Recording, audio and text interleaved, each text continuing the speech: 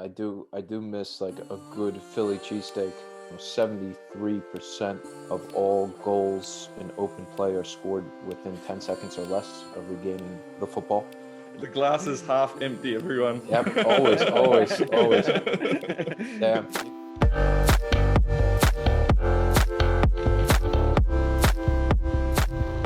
Hey, everybody. Welcome to our interview series, Football in the Trenches, with Brian Clarhaut, an American coach plugging his way through Swedish football, making an impact, sending ripples.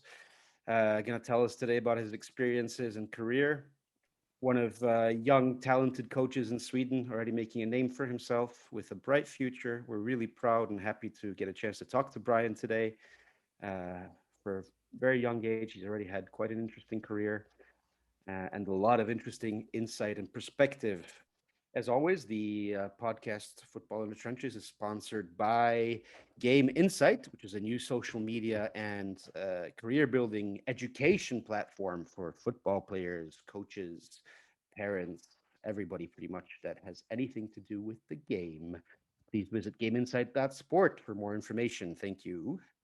Here's Jesse with me today, as always, and our Kiwi international stalwart. How are you doing, Hello, Jesse? hello. Yeah, good, thank you. So, welcome, Brian.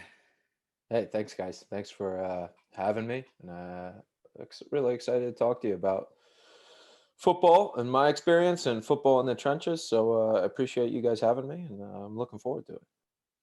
Oh, that's fantastic. Well, Brian at a young age has already had quite an impressive coaching career so far, with a series of clubs, working now for his third professional club in Sweden. From the Baltic south to the northern city of Umeå, you are now working in Sweden's historical football capital of the north, Sundsvall. Yeah, been a quite different journey and coming more south of Stockholm, and then last year going up to Umeå. Now at GIF Sundsvall, started in January. So I thought originally I was going to move my way down south, into more better weather, but I've gone up north, and but it's been a good experience. And like I said, at GIF Sundsvall now, a bigger club, a team that's been in the Allsvenska recently. So it's been good so far. Good start to 2021. Fantastic. We're going to start with, as we always do in our podcast, with a rapid fire questions series. The structure of it is, short questions with short answers. Okay. So we're going to start under 8 minutes. Under 8 minutes. So it's just the answer, no explanation. I just put out the answer, right? Put out the answer. If there's a little story there, that's no problem as well. Okay, I can put that in. All right. Yeah, perfect. We're going to start with who was your favorite player growing up? I've had a few. I really watched Man United in the 90s. I liked Cantona, Paul Scholes. I would say Paul Scholes. He's a guy, that I really appreciated as a player and kind of how he carried himself. So I would go with Paul Scholes, definitely. Who is a manager that you get inspiration from? I get inspiration from a lot of managers. And, like I'm sure there's a lot of people ask me what players you like in football. For me right now, it's watching managers who's doing something interesting. So it could be, I loved Maurizio Sarri when he had that Napoli team. It was a big influence on me. Roger Schmidt when he first went to Red Bull Salzburg. Ralph Ragnick when he was at Leipzig. So there's a lot of different managers that I look into and grab inspiration from, guys that are being a little bit more innovative, more progressive. But, those three, I would say, and they're, I would say Schmidt and Ragnick maybe have some of the same principles. Maurizio Sarri is a little bit different, but I would say those three have had the biggest impact on me personally. Fantastic.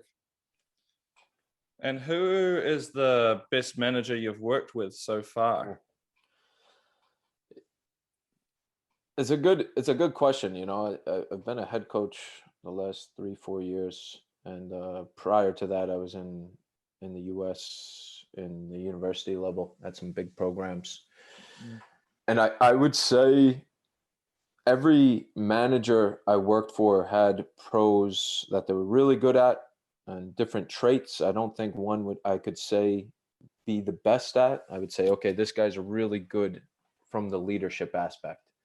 Mm. And then I would say, okay, here's one that's really good tactically. So as an assistant coach, as a younger coach growing up in that time, I tried to kind of look at these guys and say, okay, what are their best traits? And how can, when I get that opportunity, how can I combine that? So I wouldn't say any one of them were the best. I think some had better traits that they were stronger at, as do I and everyone. So it was more of taking that in. Bit of a political answer, yeah. So all of the coaches, It's not. It sounds political, joking, but I wouldn't. I would be lying just to put a name out there, because I think what is the definition of best in our sport is best results, because we're in the football industry, is best in terms of that's how I kind of took that question in the rapid fire. Of course. This is a cynical comment, but being good at only PR can get you as far as the Premier League. It seems there's managers that are only good at PR that can get all the way up there. Any name drops there, Tony? or in Italy now, or in Italy at PR. You get some jobs in Italy. Definitely. No, Any names there, Brian? I'll be political now. I'll be political. I'm gonna put Allardyce out there. I mean, come on.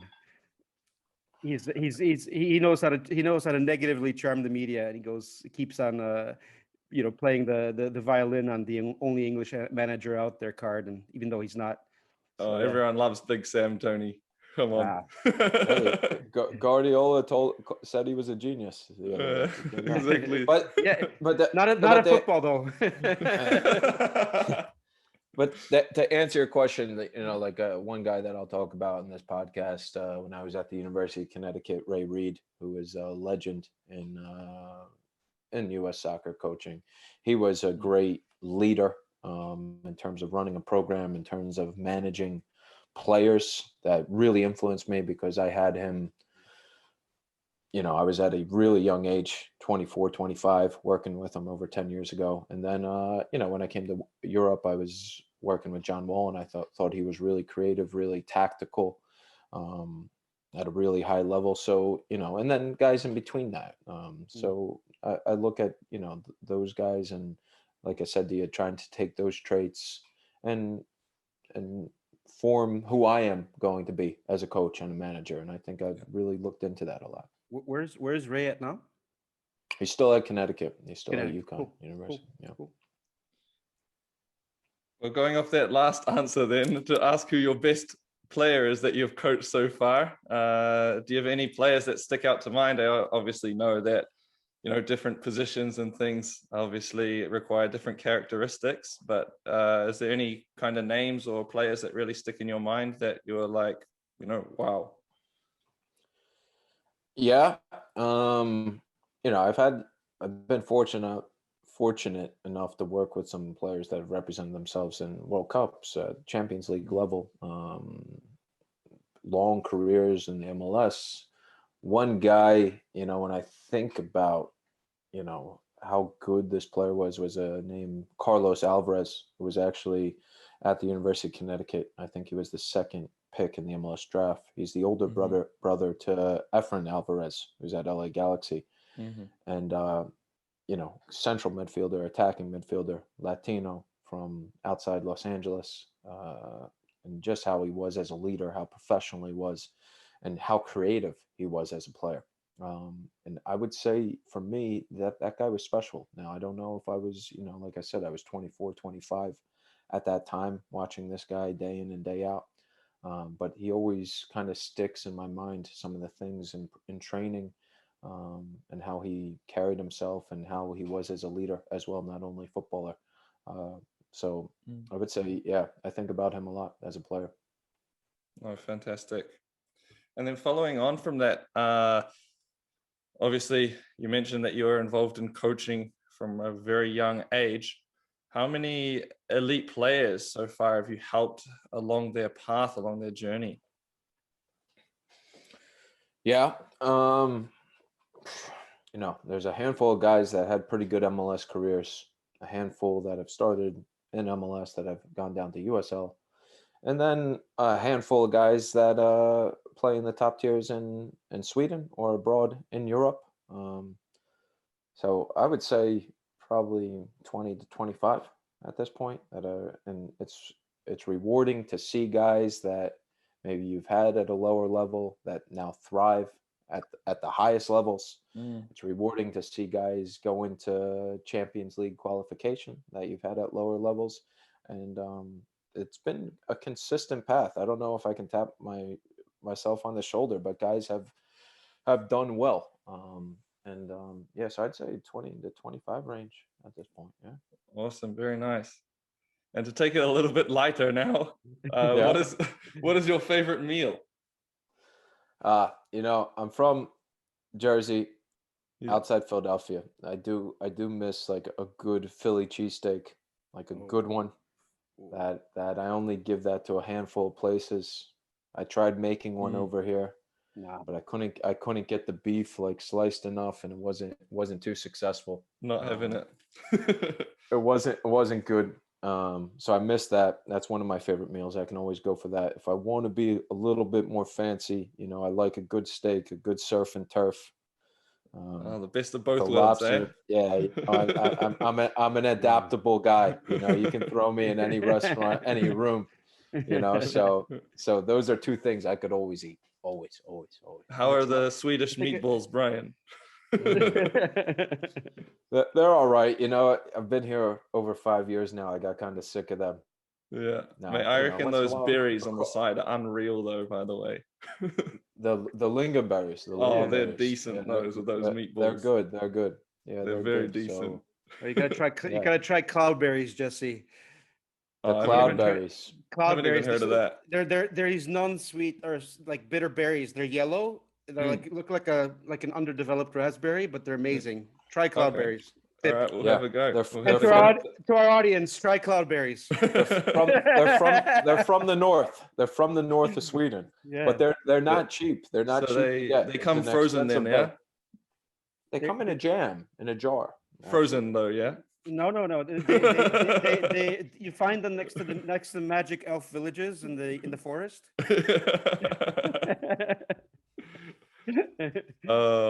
Brian, what's your favorite film? I like Rocky a lot. I grew up on that. I like being the underdog. I like where it's based out of. I think of that movie a lot.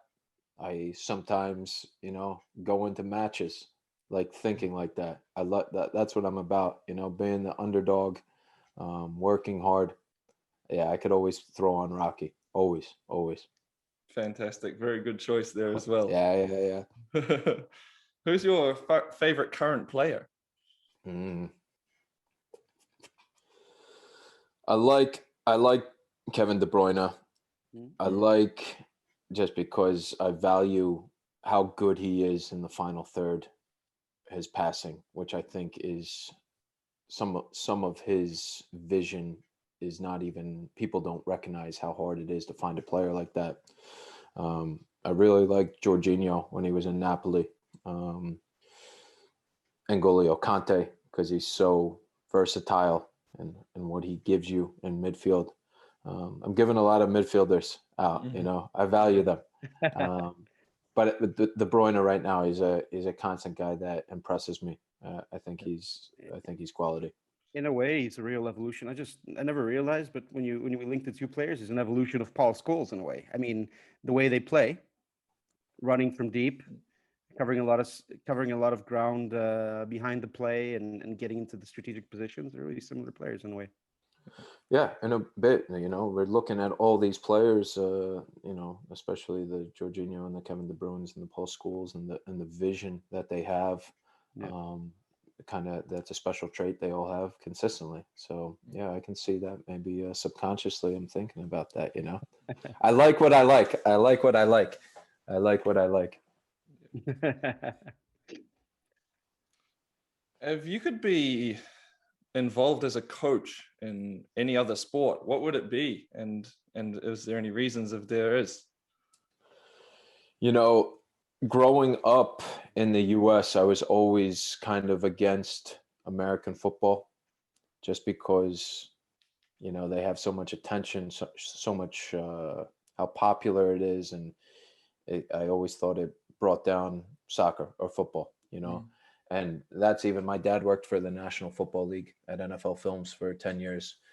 And I was always kind of against it. I was always more into hockey as a second sport. But now, you know, as I got older, and I don't watch too much American football, but I appreciate the plays that they run. So I like, that's a tactical element for me. So I can see that being interesting. And digging into really the X's and O's of things defensively and offensively, and having these specialty coaches that they have in defense or attack or special teams. So I think that's interesting. If you would have asked me this 10 years ago, I wouldn't have said that. I probably would say hockey, but right now, probably because of the tactical side, NFL, I think that could be interesting. We ask you in 10 years, it's going to be golf, but might be golf. Just hitting it, or paddle's big here, you know. But yeah, maybe in 10 years, golf. But in NFL, it helps every time, you know, they set up a play. It's stop. Let's set up this. In football, it's always running, you know.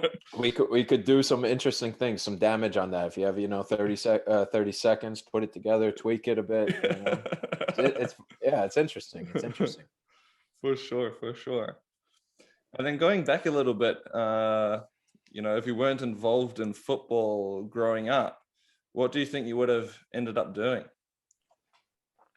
Yeah, I think that's a good question. You know, I've been playing since I've been 4. It's been kind of a consistent path.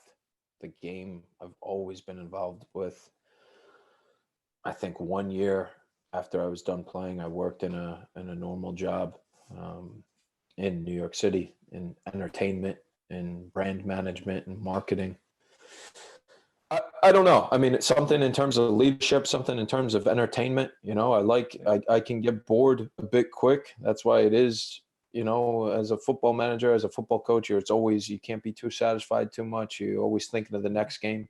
You can't be too sad on a loss. You can't be too sad on a win. So that would have to suit me. I don't think I'd be good sitting at a desk. But something in terms of entertainment, something in terms of marketing. I think I would end up there. You had the jersey slip there. You said you can't be too sad on a loss. You can't be too sad on a win.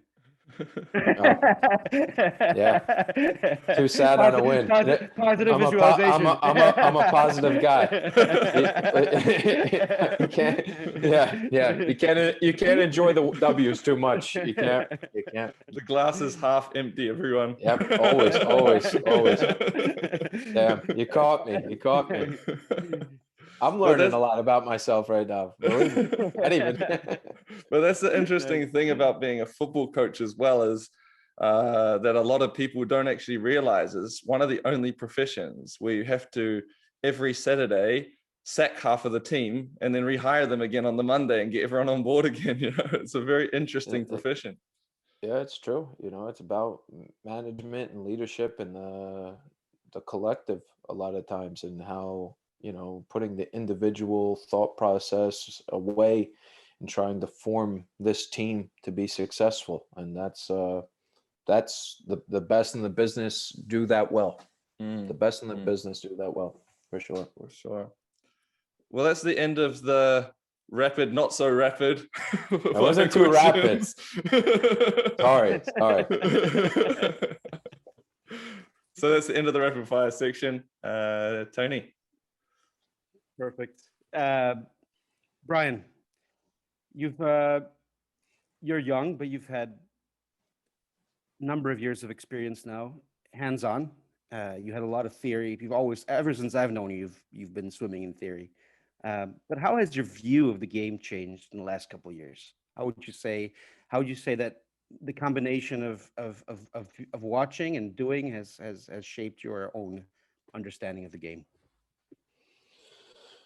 Yeah, I think there has been some significant changes in my thought process, and that's from experience, and that's where, I think the game is always evolving.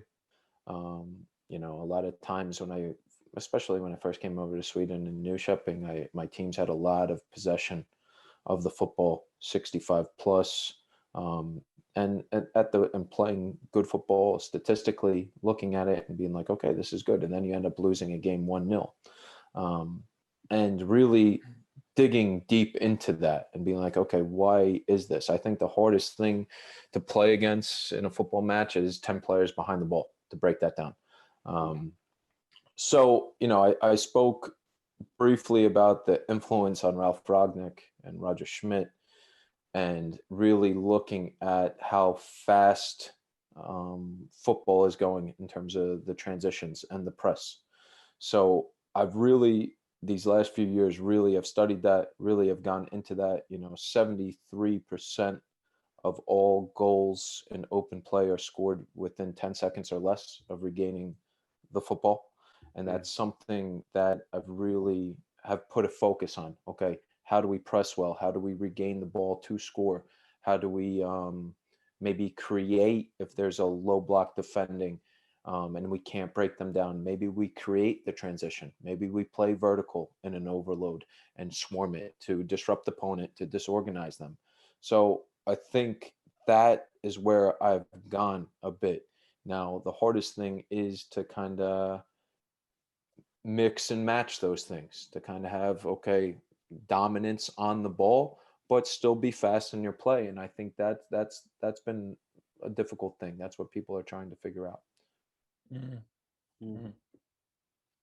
Uh, that's really interesting, and it's that time span for the transition goals seems to be getting lower and lower and lower. The players are getting more athletic, and they're getting more specialized in that type of quick transition as well. And the defenses are getting better. So it's really about catching them off balance, right? Are the instances in your career, are there specific instances in your career that shaped you and made you who you are today? Yeah, I think, even just growing up, you look at, my family and where I'm from. My dad was a U.S. Navy deep sea diver, who was always pretty tough on us, and never, he disciplined us, and he knew it was hard work within football, within life, so he kind of shaped those values. And my mom was a nurse. Me and my brother were both pretty good players in the U.S. And then, like I said before, Ray Reid, when I was at the University of Connecticut, it was the #1 program in the United States at that time. I was 24, working in that type of environment that was really cutthroat. The expectation was to win each game. I remember a story when we were #1 in the country. We were undefeated. We played University of West Virginia, and we lost the game 2-1. And I think we had a flight out the next day, 6 in the morning, and like we had a staff meeting till 4 a.m. in the morning. Hey, we need to fix this. And those type of demands shaped me. It was like, okay, you're in a winning environment. This is what it takes to win. These are the expectations. This is carried down from the leaders to the players. And then I've gone to different programs where being mediocre is accepted, and those teams were mediocre. So I think learning how to win and what it takes to win is a sacrifice, and I think that has shaped me a lot. Being in that program and seeing putting high demands on the staff, on ourselves and the players, and creating that winning. It sounds kind of cliche, but winning culture, and that takes hard work, and that has shaped me a lot. It's really interesting, but it's really true, and it's actually rarely said, Brian. That I mean, it's referred to in passing, but it's rarely specified that you have to build the winning culture. You have to do it by choice. It's you know you can just come along for the ride. You can have a nice team and a nice league and nice fans, but it's a whole different And stage. for sure, and putting demands on players in training, right? Like we see, let's say you have a forward who's a top tier forward, and then he is not finishing daily in training.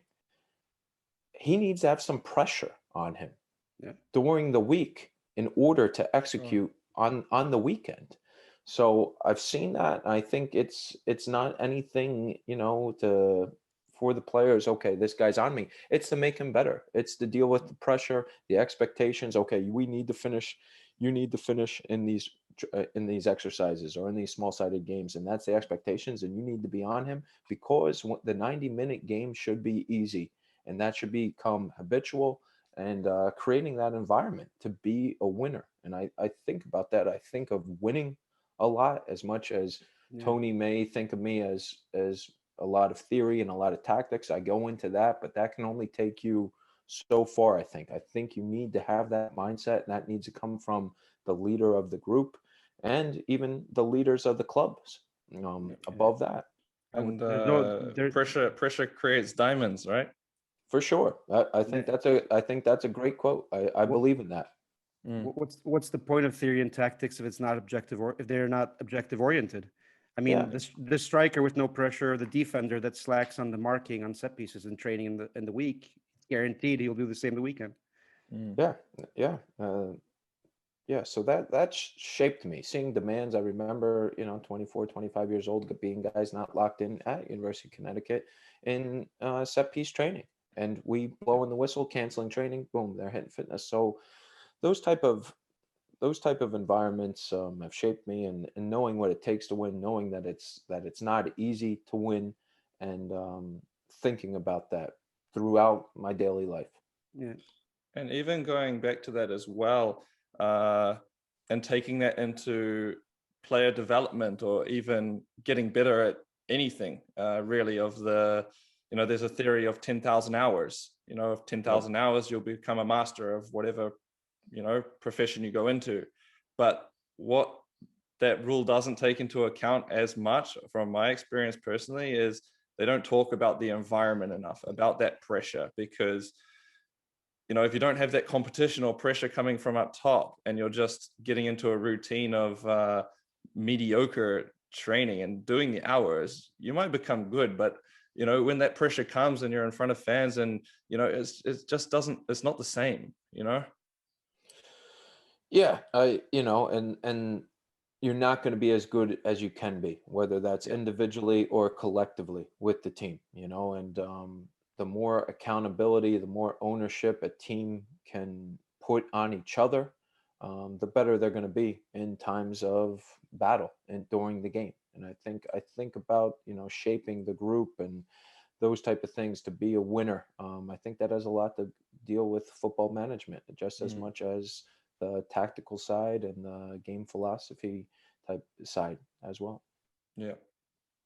The world went into lockdown for a couple of weeks, and here we are, a couple of months later, a couple of years later. Couple of Uh, years. yeah, traveling has become restricted. It's rare, but I mean, still, you've come to Europe as an American coach with a certain view of things. How was that? How was that personal transition coming from the U.S. environment to European environment? I mean, everything from lifestyle to culture to leadership style. How was that experience? Yeah, it's been different. I think one thing, lifestyle. It's different. I grew up on the East Coast where things are flying all the time. I've lived in New York City. I'm from New Jersey, and if you want to get truffled mac and cheese at 2 a.m. in the morning, go crazy on your phone. Um, so from a lifestyle standpoint, it's more, a little bit more laid back, a little bit more when you go to a restaurant and wait, I have a beer empty. I might wait 25 to 30 minutes to have that filled back up and getting used to those type of things. I think from a football side and a cultural side, it's dealing any country you go to, the players are going to be different, right? And it's about kind of, like you said, how can I get the best out of these guys to win? That's my job. And from the Swedish players, yeah, maybe they're motivated a little bit different than an American player. Maybe the American player likes that Rocky Balboa underdog a little bit and can handle that a little bit more. Maybe you need to communicate a little bit different to certain individuals, but it depends on an individual basis. I think from a football side, realizing that these clubs are representations of the towns kind of, and it's really tight knit, and the people involved in the board and stuff are not specifically football people. They're people that are business owners within the town that have an influence, and knowing that it represents more the town within the club. So that was kind of different, coming from the US and the US sports perspective. It's more, MLS, it's more franchisey, it's more business savvy to make money. Not saying that it's not, but it's different in the structure. And so in the clubs in Sweden, it's not, there's not one owner. It's more community owned and board member owned. So it has a lot more feel for the city and the region that it represents. Yeah. The pressure of tradition. I mean, they're still playing how Julius Caesar and Napoleon taught them to play, right? Roy Hutchinson. Yeah, he had some big influence. Big influence. Yeah, Roy Hutchinson. That's a good one. But if you were, he's still going. He's still going. Yeah, he's still going. He's still going. Crystal Palace. But if you were how would you compare the levels between Sweden and US soccer? And if you're first forced to generalize compared to the rest of Europe, even? It's a tough question. It's a question I get a lot. And, I started my professional career in Europe working professionally. It's a little bit different from me. I'm not coming from New York Red Bulls and going into Red Bull Salzburg like Jesse Marsh. But I think it's a different type of football. I think, if you're looking at the MLS, it's a faster game. It's more relied on athleticism. I think the Swedish and, in the Allsvenska from Superettan, these are more tactically organized, really tight defensively. But then you go back to MLS and they could have a Carlos Vela that changes that's a game changer, these guys that are multi-million-dollar players. So comparing it, I think it's interesting. I think the top teams in Allsvenska, they do pretty well in MLS. Superettan, I value it higher than USL just because of, the pressure with the promotion and relegation, the experiences that some of these players have had in Superettan. A lot of them, just at GIF Sundsvall, they've been in Champions League qualifiers. They played in Europa League. They played on bigger teams and bigger stages, where the USL is now more geared to younger American players, giving them a chance at professional football. So I think there's still a difference there. But the MLS has grown, and obviously they can attract world stars. Now, whether they're in the prime of their career or not, that's a different story, but they still have something, and I think their budgets are bigger. So I think it's an interesting comparison. For sure. But as well with, like you said, people in the past, because I've also played in many different countries, and they say, oh, which country is better? For example, playing in the top tier of Slovakia to second tier in Holland, and it's very difficult to say because the styles are so different. One with one team you could be playing really direct and behind football, and then one team you have 85% possession of the ball, and it's hard to compare footballs compared to like different countries and different qualities, different even styles. The game is very diverse. For sure. And then that's why you see certain players succeed in certain countries and certain people don't succeed, Mm, because of the different styles, because okay, maybe the game was a little bit too fast for him. Maybe the game was perfect for him. Maybe this league was a little bit too technical for him. And mm. then he goes to a different league that's quote unquote higher level, and it's crazy. So it's hard to put a finger on that. It is. It's Yeah, definitely. no, I completely agree. And yet it's the modern world. Everybody wants to know what's that player's level? What's that player's level? Yeah. And Yeah. there's players there's always been players at the highest level that if you put them 2, 3 levels down, they won't stand out. They struggle. Yeah. They Yeah. struggle. And there's always been players who just that some small reason, it could be anything from an injury to some psychological element that they would have been, if you put them at the highest level, they would have been a top player, but they didn't make it. Yeah. Mm, I look at it, growing up with some elite players in the US who were really technically and tactically savvy and maybe not weren't the best athletes. And, they went into the MLS. They didn't really survive the MLS, especially, we're talking 8 years ago. But I look at them and like, okay, if these guys were in Sweden, if these guys were in Europe, in Holland, like they would have really good careers. So I think it depends of what type of environment. And that goes to show you as a player and as an agent, if you're working in that, it's always, you got to put the player in a place to succeed. That is a strength for his football. You can't always just look at, okay, this is a top level team. This is a good contract. Well, that might be the end of him. Let's for let's sure. let's go on his pros and what he's good at. For sure. And then, following on from what you said as well, looking at your next moves, people look at your last 6 months. What did you do? How many games did you Yeah, play? yeah, yeah, What are your statistics from the last 6 months? It doesn't matter where you were 3-4 years ago, What did you yeah. do 6 months ago? Yep. Yeah. And you know that better than any of us, I think, and me as well. When Right. we look at players, we're like, okay, well, he hasn't played the last 6 months, but then 2 years ago he was starting for Ajax Amsterdam. Yeah, for What's sure. what's going on here? And that's a common thing. For sure. But football's always changing, it's always changing, always improving. So that's why as well, if you don't keep on it and make all the right moves and you do have 6 months out, football leaves you behind very quickly, very, very quickly. Yeah, we're in a competitive business, both from the coaching standpoint, from a team standpoint. It's a competitive business, and that's a lot of people want to be involved in it, through players, through agents, through Yeah. scouts, and that's the nature of our sport. For Yeah. sure. I'm never going to answer that question for sure. Is it always improving? It's always growing, but for me, is it always improving? Is always an open question. I keep thinking about that. In some Yeah. ways, it's getting worse. Hey, this is it's all opinion based, right? What Yeah. is ideal football? What is, it's a bit subjective in that. So, Sure. I agree with you. I agree with you with that.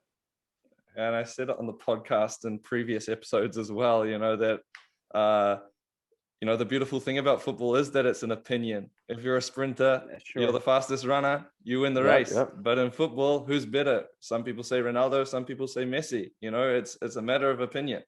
And that's the same as well about what is good football, what is beautiful football. It's a matter Yep. of, it's a subjection of the mind, what the fan likes, what you like is a personal experience. Yeah, It's a I agree. it's a vessel for our subjectivities.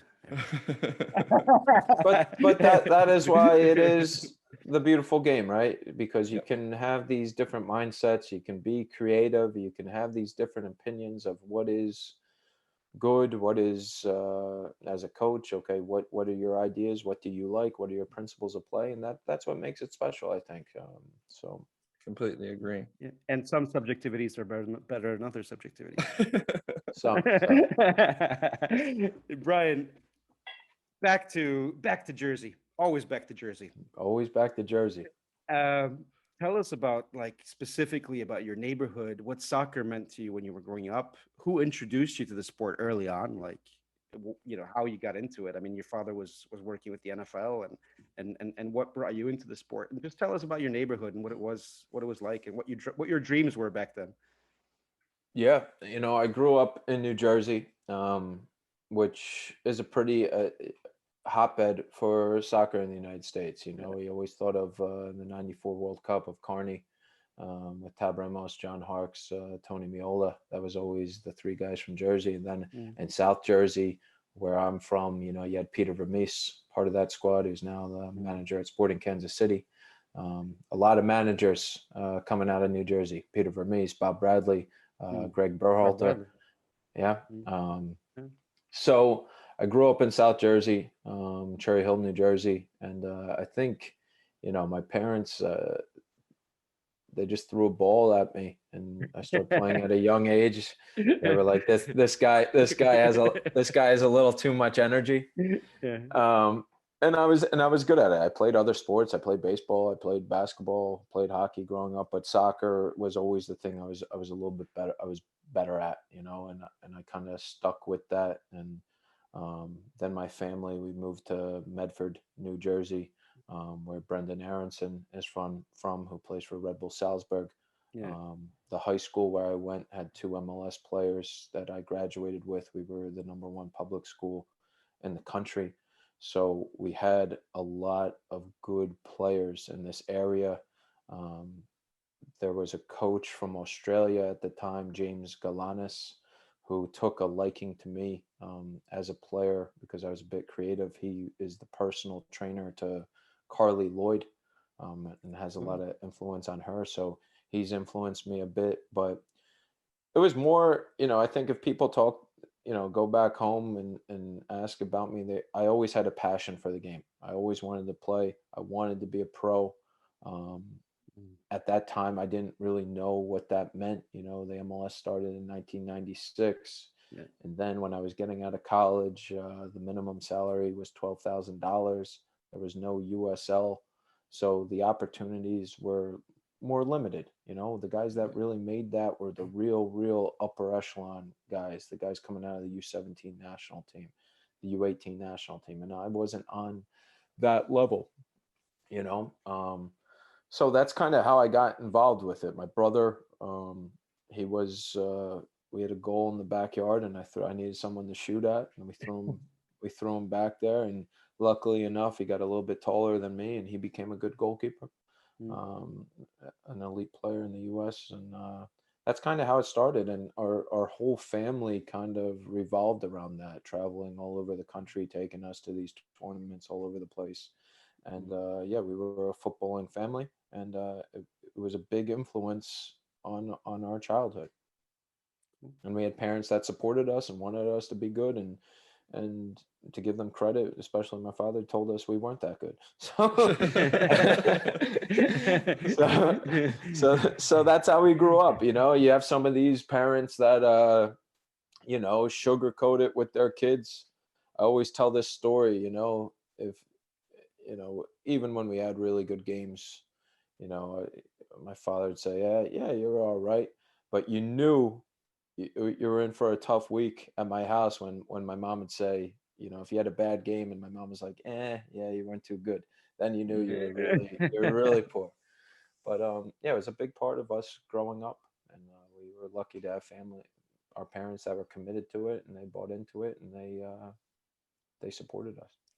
That is a contrast to the Swedish system, where you kind of keep kids on the team even if they can't tell the ball from their teammate. Oh my God! I have a little anecdote to that. The other week, I'm taking the under-16s team here at my club at the moment, and we had like an easier training, so it was a bit more of fun. But we were picking 3 teams to play, a little tournament, basically like a 6 versus 6 versus 6. So I picked 3 captains, so they picked all the teams, and that was fine. The games was fine. I thought it was competitive. It was good fun. Then I hear from one of the directors of our club, one of the parents called us because he wasn't happy about being last picked in the competition. Oh, jeez. And I was like, and then the guy came to me as well, the kid, after training, and I was like, look, like, you can take this in 2 ways. Like, I've done it on purpose, first of all, because it's a lighter training, but then also for yourself. If you don't think that you're up to the other boys yet? Are you going to take that as in like, oh, I'm going to put my head down, or I'm not good enough? Or are you going to take that as motivation? Like, damn, I'm really going to fight here. I'm going to go show them. I'm going to go prove them wrong, And it's about, I call it always character building, it's character building. Yep. You have to, football is such a competitive environment. You have to be strong, and you're going to have coaches that are going to be really hard on you when you're playing at the highest level. The fans, like, look at all the stick Eden Hazard's getting at the moment, from having a laugh with a friend after the game. Like, the pressures of football are massive, and kids I've found here, especially in Sweden, are very sheltered from that. Yeah. Might want to suggest an online education platform for him. Yeah, I mean, links below. It could be a generational thing, right? It is harder, even at the professional level. It is different to manage these guys than it was 7 years ago. You look at Mourinho now, that they say that he has a hard time managing this new generation of player. Why Roma? Oh. Yeah. And, the tough love approach and being a little bit more old school in your leadership, something that, I grew up on with my dad. He was hard on us and to make us better, to make us tougher, to make us stronger, whether it's in football or life. That's a bit different now. And you have to find ways in terms of leadership, how to get the best out of these guys, because that's your job, and that's something that, especially, last season that I had at Umeå, I reflect and I look at them. I'm like, okay, maybe it was a little bit a big leadership change from what they had in the past. And that's something that I think Mourinho is probably thinking of. If he's smart, he is. And everyone, because the kids are changing, the players are changing, the generation is changing in terms of what motivates them and how you can get the best out of them. Sure. And rolling off that a little bit, you had a little bit of a difficult, well, that's a bit of an understatement. You had a massive hit with COVID during the middle of last season. Like, how tough was that psychologically, and what did you learn from that? Yeah, last season was up at Umeå in the Superettan, newly promoted team. I knew from a financial standpoint, I knew it was going to be a big challenge. But my job was to keep them in the league, and I firmly believed that was going to be. I like to take on challenges. I like to throw myself in uncomfortable places. Number one, like I tell you, it goes back to Rocky. I was about to mention that, actually. Really. Yeah. And number two, I have to prove myself, because, I'm 35 years old. I'm American. I'm not coming from New York Red Bulls and getting thrown into Sweden. Okay. Yeah. I'm starting my career here. So I have to, if a Superettan team wants me, okay, we've heard good things about Brian. We like how he plays football. Like, I have to take those jobs that are challenging, and I have to constantly prove myself. So, going into Umeå after the third game of the season, both of our starting strikers are injured. And, it was a struggle to adapt on that. And then a few games after that, our whole team gets COVID, 16 of us, the leaders included. And we have to play games without coaches. I was at games without coaches, or without coaching the squad. Our youth team was playing senior football, so they weren't, our under 19, so they weren't directly plugged in with our club. We couldn't bring those guys up. So we literally hired guys that were retired, like working in the marketing department, had to play in the season in elite football in Sweden. Still registered, and you had one game with like 14 players total, or 13 players, right? Even 12 games. players. We had to put. I think that was the one where I wasn't at because of COVID. Yeah. So that was difficult. It was, a bit unlucky. Okay, you got these injuries, major players, guys where we put the big finances in. Okay, they're out. Start the season off pretty good. They get hit We still kind of are going in a good situation. Then we get hit with COVID and are forced to play in these games. And then after, when COVID is done and these players come back, it takes them another 2 weeks to get the lungs back. Yeah. It's not like, okay, they're not, they don't have it anymore and they're good to go. So it took another 2 weeks. And then after, at the end of the season, after the 2 weeks, then we were getting points again, but it was far little too late. We missed the qualifier by a few points. And I'm a firm believer if we didn't get that COVID, What was it? we would have made the contract. 15 COVID took 15 points by itself, not to mention the recuperation afterwards. But then at the end, it was just, I mean, nobody's going to tell me that it didn't make a decisive impact. Oh, You guys were making more chances than a lot of the opposition, than a lot of senior established teams. There was a good energy going, and then boom.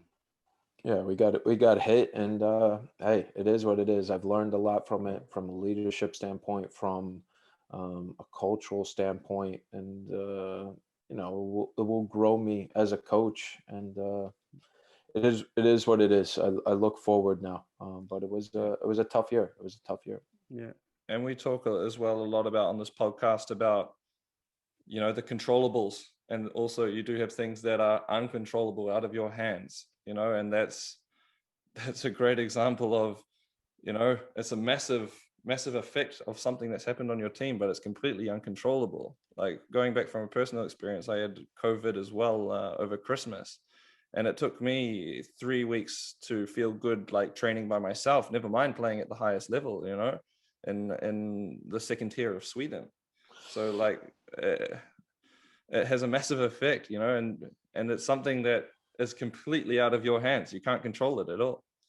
Yeah, it's obviously Sweden handled COVID a bit differently than the rest of the world, and I think there's pros and cons to that. But like I said, I remember when we were getting all these guys back into training, I was like, wow, there's a lot of coughing going on. And they would say, yeah, the lungs, I can't get the oxygen in. And I'm like, well, we got a game in 2 days, buddy. You gotta, we just played with 11 players. Should I call up the marketing guy? I got to play him in central midfield again? So it was tough, but like I said, as a leader, as a coach, you want to deliver the message. Hey guys, we got to roll up the sleeves. There's nothing we can do. We got to take it on and be as good as we can be. But you also have to have the right players and the right characteristics of guys that want to embrace those challenges. And that was a big goal for me last year, was like, okay, let's keep this team up and let's establish ourselves. And then, okay, now we can start attracting a different type of player with more experience, with leadership qualities, with traits that I wanted. But we fell short, and that's the truth. Yeah. I mean, for our audience that doesn't know, Sweden didn't have a lockdown, one of the very few countries in the world, but it did have a lockdown in football. I mean, the leagues, the lower leagues were actually locked down and stopped for a long time, while the rest of the country was going to shopping malls and restaurants. So it was really controversial, but it did happen. So it was a strange time, but not at Brian's level. They kept it going. Even they forced you guys to play with COVID. Yeah, we kept it going. It was I guess they had a good a new TV contract was just put in for the elite football with the Allsvenskan and Superettan, and I know that had a big influence on it, fulfilling that contract. So yeah, we played. Yeah, a little bit of Fight Club, Yeah. But you gain a rep, anyways. That's one of the kind of adverse hallmarks. But anyways, you still gained a reputation in Sweden, Brian, for admiring a certain style of football. Every team you touch plays in a quite recognizable way, at least in this context. And you also have the journos, as I'm going to call them.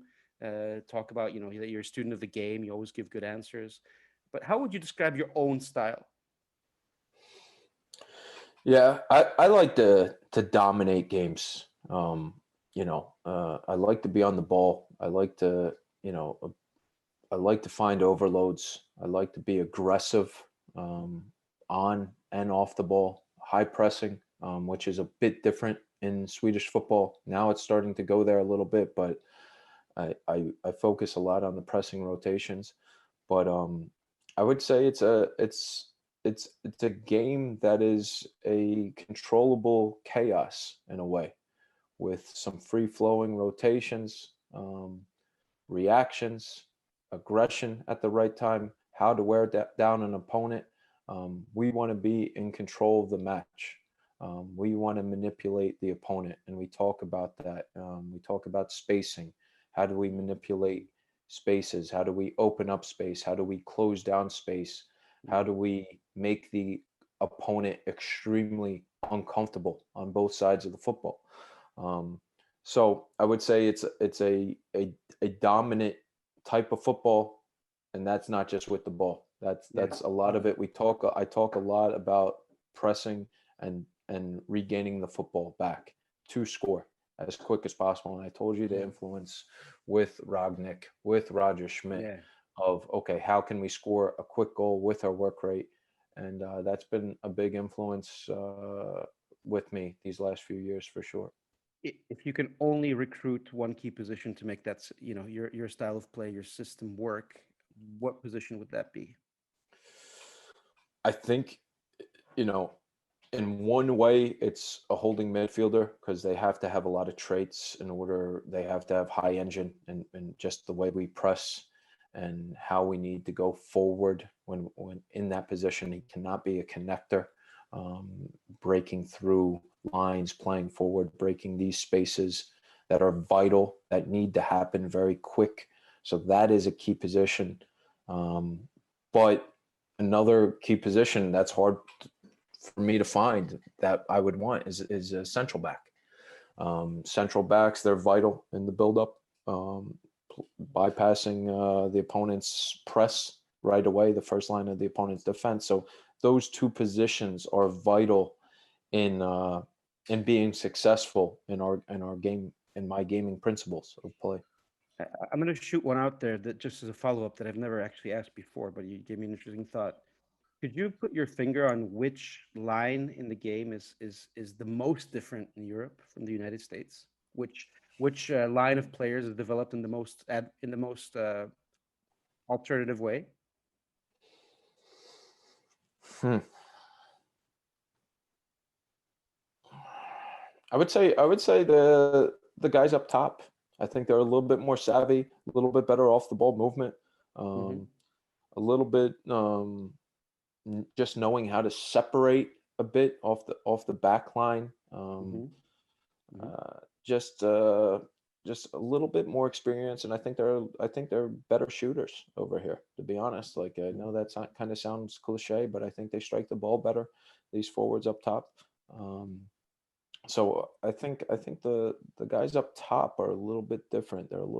They have different experiences. They're a little bit more mobile in terms of just separating off a center back's shoulder a bit, when to check, when to kind of take a fake run, just to create the gap between the defensive and midfield line.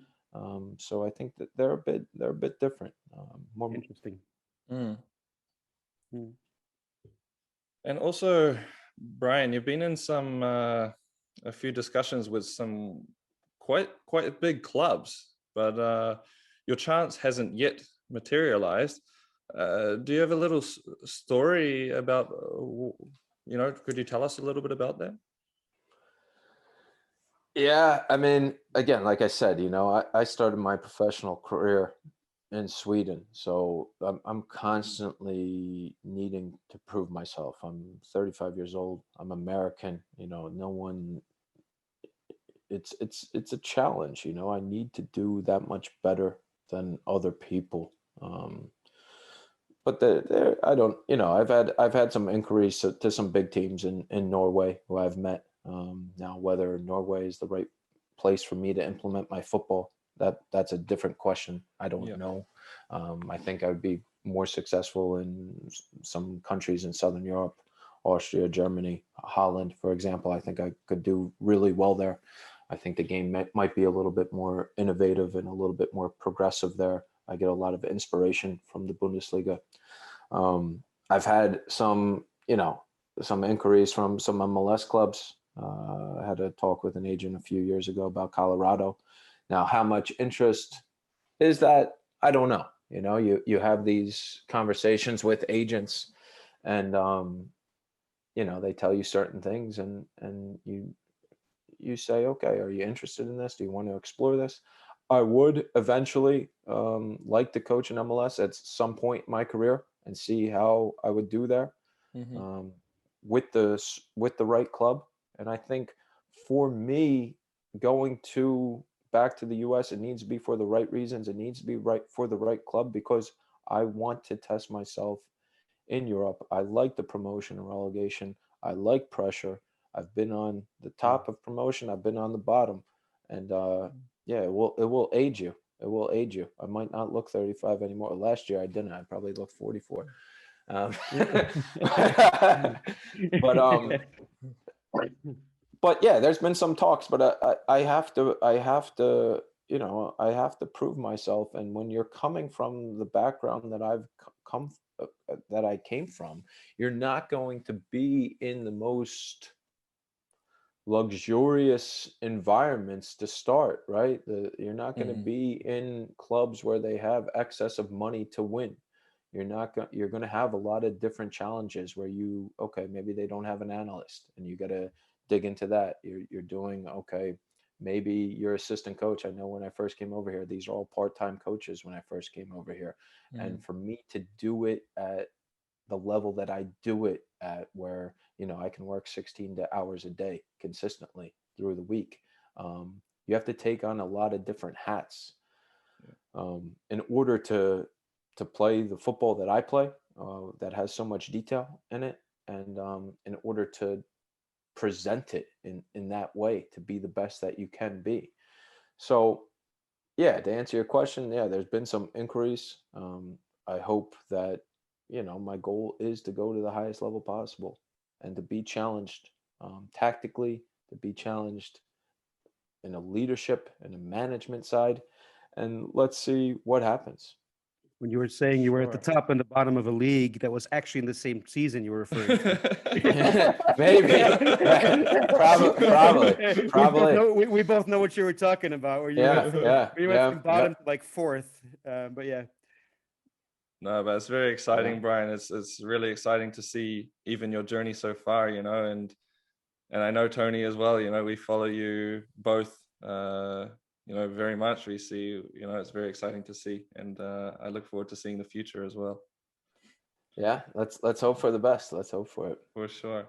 And then, how do you see the game of football changing, Brian? Like smaller teams closing the gap on bigger clubs, like the biggest teams?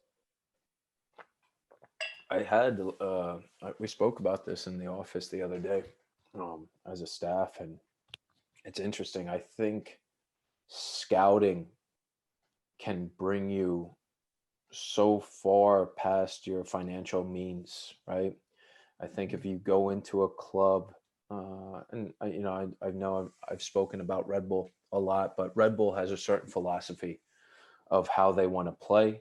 And within that philosophy, they have traits of players at each position. And whether they sell that player, they've already scouted the same traits.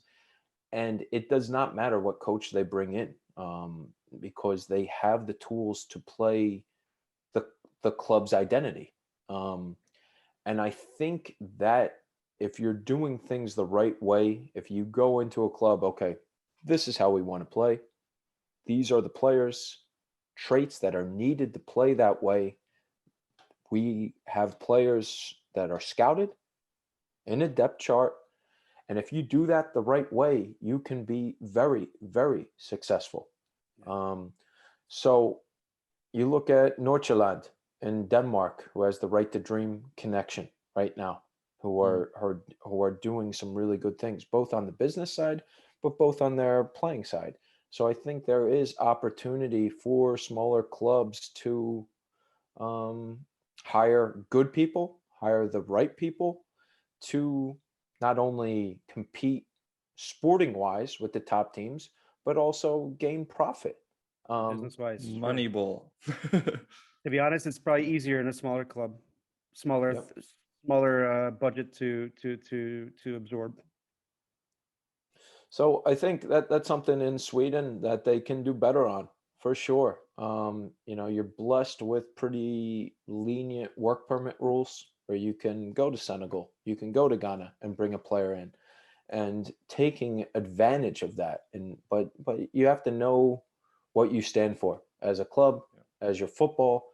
And I think, if you did that the right way and put resources into a director of football, certain types of scouting, you could really do damage. It all But stems from that identity of the club.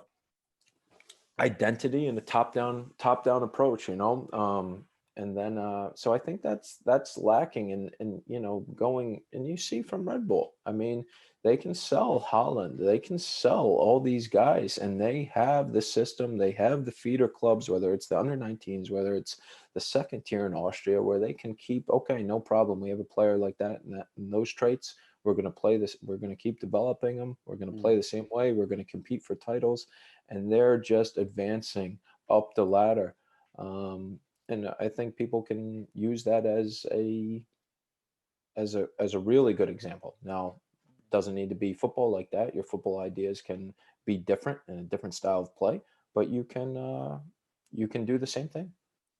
The Rocket clubs over the last couple of years, there's one thing consistent with them. They've built good databases, and anybody can build a database, but it's about hiring the people that know how to build a database, that know how to line up 3 players for you at a certain quality level.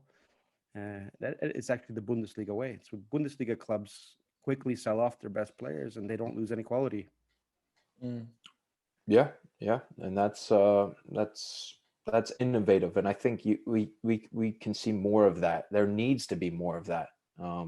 Instead of just taking a chance, instead of not being business savvy. Okay, we need a left-sided center back. What's left-sided center back? What fits our budget? Let's be ahead of the game, and then these smaller clubs will be more profitable moving forward. For sure. And do you have any tips for American, Australian, or Kiwi coaches dreaming of working in Europe? Yeah. It's not easy, right? If you look on the outside looking in, like, oh yeah, I want to go to Europe, I want to coach these teams. There's a lot of challenges, and you gotta be really dedicated to this. You gotta be, comfortable being alone, not having any friends, focusing your whole life on football every single day. We're not just talking 6 months here. We're talking years and years and years. And then on top of that, you got to win with pressure. So it's not all glitz and glamour here. I mean, you really need to grind, and you need to be comfortable being uncomfortable. But I think it's hard to get into, right? You need to have the right network. You need to have people that trust you. Like I said, in Sweden specifically, these are tight clubs. They're represented by a lot of people in the community and the board. And then once you do get that opportunity, you need to do well, and you need to be better than the people that work in this country. You need to be a little bit different. You need to have different traits. So that would be my suggestion. You need to network well. You need to visit places. I was fortunate when I was coaching in the U.S. I was able to travel the world to find the best players and get them NCAA eligible. That was my job for 4 to 5 years. And during that time, I was going to the best academies in Europe. I was going to the best academies all over the world, and having those connections and meeting the scout, and them getting to know me as a person and what I thought about football. Those take you somewhere, and that's really how I got to where I was, to be honest. Of course. And I wanted to take that back a little bit to something you just mentioned before of, I'm not sure exactly how it's like in the States, but like definitely from New Zealand, people don't understand, even if you're a player or as a coach, if you're a professional in Europe, you haven't made it yet. You're not driving a Ferrari, you're not living a fantastic lifestyle and have a mansion and can pay for all your family, for the rest of their lives. It's a journey. It is a grind, and the journey never ends. It's always about, here the football industry compared to New Zealand is so cutthroat. So you'll always have to look for ways to better yourself, improve, reinvent if things are not working well. And people don't completely understand that from New Zealand, that it's not a fantastic lifestyle. You're still grinding here, Yeah. There's a lot of players, right? This is the number one sport in Europe. Like, even if you go to these small towns in Sweden and Germany, small villages, there's a lot of players. There's a lot of players. So it's competitive on the player side, right? If you don't do this, and if you're a international player from, they got to use an international spot on you. If you're not performing, why have you? If you're not that much better than the guys that we have, why have you on the squad? We'd rather put it into guys that we developed. And yeah, it is tough. It's cutthroat. It is because of its supply and demand. There is a lot of supply here. And that's exactly the same as the coaching side as well, which I wanted to point out too. Yeah, like I said, everyone wants a coach in clubs, whether, believe me, some places I would tell them not to go, but that's another story. But people will always take a coaching job because everyone wants to be involved. Everyone wants a coach at certain levels in wherever you are. But yeah, I think I touched on it a little bit before, as you need to be that much better. You need to be that much different. You need to be that much more dedicated. And you need to be that much sharper, because you're already taking someone else's job. I'm taking someone else's job, so I need to perform. So, and I take that on. And through having these experiences of, as you mentioned before, traveling to many different countries, hailing from the States and now working in Sweden, do you hear any bad recommendations in football, and where do they often come from? Bad advice. Bad advice. I think there's a lot, right? I don't know. I mean, what do you mean by that? To players or to coaches or to, I mean, a specific? It could be in any environment. Could be to players, could be to coaches, could be from the boardroom. Any bad advice or recommendations that kind of stick out, because obviously, there's a hell of a lot. That there's all these buzzwords going on in football, right? And I'm not a big fan of them. I hear play expansive a lot. I think that means I cringe when I hear that. Number one, I guess it means like play wide. I guess I don't even know what it means, but pick the ball out of the park. Yeah, play expansive. And like, for me, my philosophy, I like my teams to be very overloaded as well, and create overloads and keep it tight.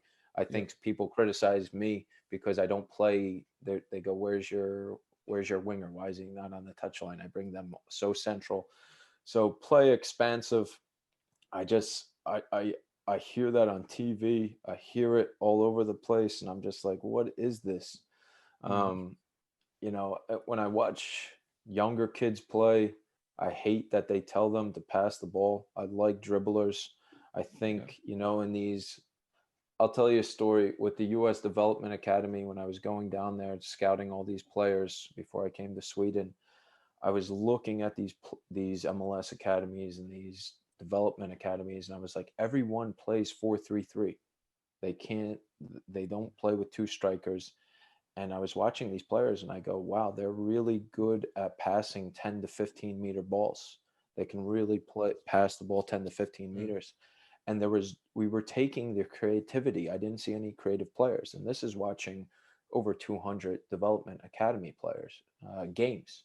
Yeah. And I think, I don't like that. I want young players to be creative at the young level. Like, let's create creative footballers. Those are the guys that make the difference. Let's create technical footballers. So expensive and don't pass the ball. It kind of cringes a bit, like. And then where do all those mostly creative players come from. They come from, street football, essentially, playing 5v5s with friends all day. And I know I read an article actually the other day about even top academies in the UK at the younger levels. The coaches are driving the players off in a van to a 5v5 court and dropping them off and leaving them there. It's just playing football. I think that's great development. Like I when I grew up, like we had the indoor soccer, with the boards. That was the big thing. I loved it. And then the futsal got more popular, but yeah, like that's where you can try things there. There's no pressure. You can try something, for these kids. Oh yeah, I saw that on YouTube. Like let me perfect that. So I think that's the way to do things. Let's find creative players. Let's develop creative players. If we have a creative player at the under 15 level and he's playing for LA Galaxy, let him do his things. Let him do his things. Let's not worry about results then. Let's have these guys understand the game and play to their strengths. Because that's going to pay off in the long run. Yeah, for sure. And what I found, which was super interesting, was the culture of football, especially in my time in Holland. Basically, it's a very small country, so all the towns all the cities are really close together, and they have these things called Cruyff courts, which is outside 5v5 football courts with artificial turf, but it's all maintained by the city. It's very good quality. And man, I was playing down there every day, and you would have players from the Eredivisie, from the top league to the second league to under 15, under 16 internationals, all playing together. And it's quite it was saying maybe in more of the hood of the city. So, it would be a bit of a rough area, but all these boys coming through and having that support network from players already at the highest level, playing with the under 15s internationals and helping each other progress through the system, and all playing in a fun and very creative, but very, very competitive environment as well. Yeah. The guys I had one guy from Holland, but I've had quite a few on trial since I've been over here, and what's special about those guys, they do have a little bit of street ball in them. You can see that they grew up on that. They're technical, and hopefully the US we can get to that point. I mean, we have enough of those players in the inner cities, in the boroughs of New York City. I've played with guys from Colombian background. We can produce those players. We have enough players to do that, but it's just about creating that environment and encouraging that environment, encouraging that type of play, and valuing it. It was amazing. I played my competitive game in Chicago on the Sundays, and I was a bad example, but on the Saturdays I was going at 1 o'clock to play with the Sudanese, stick around, play with the Argentinians at 3 o'clock, and then stick around and play with the Egyptians at 5 o'clock. And I swear sometimes I'd stick around for the fourth game, which was like, the ex-pros and the old people. I still had enough energy for that, but it was an amazing experience. It was, and we had really good, like 14-year-olds turn out that could keep up with us. And and somehow there was no plug-in. Sometimes they never got the chance, they never got the chance to they wanted to play. There's no doubt about that. I mean, they really wanted to play, but there was no plug-in. Get in. Yep. They didn't get in. But the thing is as well, that's like some of the best football games I've ever played in, like in terms of the actual quality on the field. We played a game, I was living in Nijmegen, which is the city of NEC Nijmegen, and we played against a 5v5 against the Arnhem team, which is the city of Vitesse, but we played like a 5v5 game, Nijmegen versus Arnhem, and it was players like in the top leagues. Like, it was unbelievable, man. And I would have never even thought that would happen. Coming from New Zealand, it's culturally just not built like that, and those games are massive. They're unbelievable, really. And an Argentine coach used to say, the only reason you need professional football is to get better pitches. He used to tell that in the locker room. It's like, you guys are just here for the good pitches. Show what you can do. Come on. Oh, that's great. Now we got the rounder, Brian. Now we're going to round you off with some philosophical questions. Okay. Good So luck. the first one, define success. Yeah, I think in coaching, it's about winning. That's success. I mean, and now I'm just being blunt about that because that's you need to win in order to keep your job. So the more you win, the more success you'll have. Now, from a life standpoint, I think success is happiness, right? Feeling content, feeling proud. Um, but I would say, like I told you, I am a serial winner. When I lose games, it affects me. As you know, Tony, sometimes I don't pick up the phone.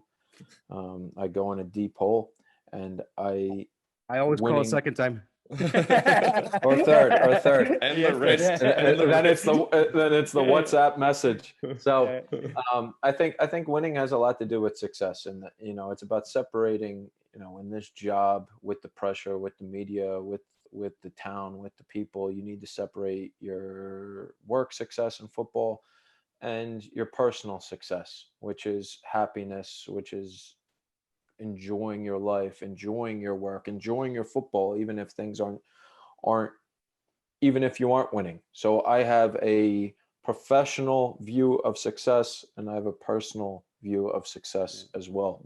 And I try to keep them separate, and oftentimes I don't. They flow in between. You can ask my girlfriend about that. She knows it's a tough week if we lose a game, but that's my definition of success. It's winning, and then it's being happy, being content, being grateful, and enjoying yourself.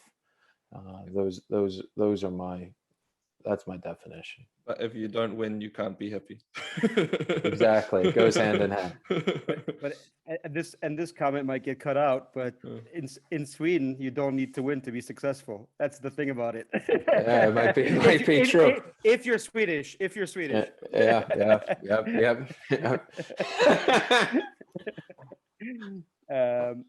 I mean, yeah.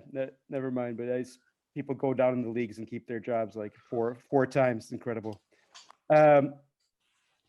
Brian, money. What purchase of $100 or less has most positively impacted your life in the last 6 months? And if you don't want to talk about money, what time investment has made a good impact? Oh, what a question. From a development side in football, right? And then I'll go into a personal one as well. From a development side, I put a lot of money into like books about managers and about, leadership and situations and difficult situations they've been in. Those are the only books I read. I get a lot of, like I said, my girlfriend, she goes, you work at football, when you come home, you watch football, and then when you're going to bed, you're reading about football. And I got a recent one on Arsene Wenger and his journey through France and then to Arsenal. And when I'm reading about these experiences of people that are in the same industry of me, I think it grows as a person. You can handle different situations a bit better. So the money that I put into those books changed me. And it's a personal development type thing. So that's from the football side. I would say from a personal side, I got recently, it was my 35th birthday a few weeks ago. And Congratulations. thank you. And my girlfriend, she got me a coffee grinder, a hand one, and I've always bought the coffee already blended. And now, we're putting the beans in there. And it's what a difference that is. With fresh coffee beans. So the aromas. The aromas are going. We have some like different flavors, beans. So that's made a huge impact on my mornings. So I've enjoyed fantastic. That. Awesome. But if you could have a gigantic billboard out in the world with anything on it, metaphorically speaking to getting a message out to millions or billions of people, what would it say on that, and why? I think I mentioned it once in our talks already. Mm, It's be comfortable being uncomfortable. love And that. I like that saying. I I heard it first from Ray Reid at University of Connecticut, and it's a message that I try to live by as a person Mm, and how I coach and manage my teams. Like we need to be comfortable in the 70th minute when we were just getting our ass kicked for the last 20. How do we handle that? You got to be comfortable being uncomfortable. You got to adapt. We need to fix things under stress. We need to be good under stress. mm, And I say that saying. I like that saying. Another saying, my dad always says, "He who hesitates loses." And it's just about being opportunistic, taking chances, being ready to go. So those are the two quotes I like a lot. very nice. Very nice. And we want to get into something a little bit about time management, because obviously as a football coach, especially in Sweden, as you mentioned earlier, you have to put on so many hats within the game. And in the last 5 years in particular, what have you become better at saying no to distractions, invitations, etc.? Like what new realizations and or approaches have helped with time management, or any other tips that are in relation to that? Yeah, I mean, It's a real Brian again, question. I know how intense your own ambitions for your work can be, and how much work you yeah, feel you need to get done. So Yeah. yeah. I go into the volcano like with video a lot, with analyzing. Uh, I can go into a really dark place. Um, the good thing with invitations is I don't have too many friends out here, so I don't have to decline any of them. So I can work. I have no friends, but I'm on the phone so much, through agents, through people that want to talk to you, and just from being over here, connecting with my friends and family. I'm always on the phone. Mm, So for me, it's about not answering the phone. It's about like just putting that away, turning it off, putting it in a different room, and forgetting about that. And that can rub people like the wrong way, but I need to do that because I am on phone calls all the time, and I've realized, when I don't do that, you're just always on. You're always on, and these are mostly phone calls about football. When I talk to my family, and they're talking about the game and what guys are healthy, what are not. My friends, so it's about turning that off, relaxing, taking time for yourself, prioritizing what needs to be done. And so you can have a moment to, okay, I'm going to shut off and make a good steak and have a glass of wine. And, surf and turf. yeah, the surf lobster. and turf. I haven't had the turf here. I haven't found one of those big Maine lobsters, but I've cooked myself some good steaks. But the turf, yeah, I'm missing that. I'm missing that a bit. If we The get you down the to New surf for me. Zealand ever, Brian will fix you a real good surf and turf. Yeah, I need 100%. that. I You need gotta that. you gotta replace it with herring here, I think. Yeah, herring, herring. Oh. um, what makes a difference between levels in a profession, Brian? To sum it up, In in in your in profession. in my profession, it's details. It's how detailed you are, in your play, in your communication, in your examples, in what you do. I think for me, it's about getting everything detailed oriented, exactly how we want to do things, so the players know there's no question marks. This is how we want to press. These are the rotations. This is who's shooting out. This is when we have the ball in this part of the pitch, in the establishment phase, in the final third plays. These are the rotations. These are the traits. This is what we're trying to do. And how detailed oriented are you? I think that is the different levels of professionalism. And I think to be that detailed oriented as a manager, as a coach, you need to know really what you want in your game model. You Mm. need to thrive in that, and you need. This is what I think about football in this section of the field, in our build-up phase, in our transition phase. Okay, these are my principles. These are my sub-principles, and for you to get your team to exhibit those behaviors, they need to be. They need to know the details, and I think that's the biggest thing. And of course, you need players with a noggin too. It's about players. It's about players. You need to have the right players in order to do that. But sometimes you do, sometimes you don't. But But that is actually, that answer is a real trend that we're getting from a lot of, people in football at the highest level through this podcast, is they do always mention about those finer details is what really makes the difference. yeah, I'm a bit disappointed because I thought I was an innovator. So,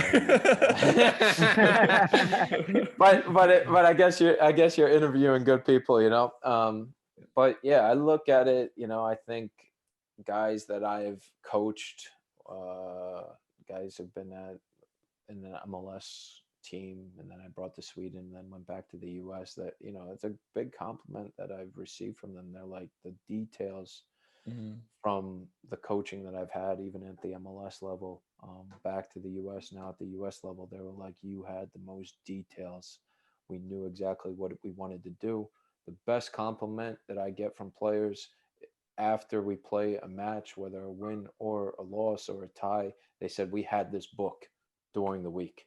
We knew exactly how they were going to attack, what spaces we needed to find. It was on the money. And I take pride in that statement. I try to have my teams, they read the book all week. We know exactly how to move them, how to shift them, and it's about details. Yeah. Finally, Brian, what does game insight mean to you? Is it just football intelligence, or is it more? I think game insight, you can separate it from a collective and individual standpoint. I think from a collective standpoint, it deals with the three aspects of the game: the attacking, the defending, the transition, and how you communicate as a collective, as a team, in communicating in those actions. Yeah. So that there is an insight into that, into the collective, into the full team communication within those aspects of the football match. And then from an individual standpoint, I think it's decision making, it's your positioning, it's your timing, it's your direction, it's your speed, it's your actions, it's your technique, it's the execution of a decision, and how we develop that. And it starts at a younger age. How do we develop a player with good insight, how that has good actions in their decision making, in their technique, in their position, in their timing, in their direction, in their speed, when to receive a ball. So I think for me, that's game insight. Great answer. And it's all to some extent trainable at an intellectual level. For sure. I think you can train it different ways through education, right? The best training for me is on the field. But even at the professional level, we try to train game insight through video, through visual, and then try to execute it on the field.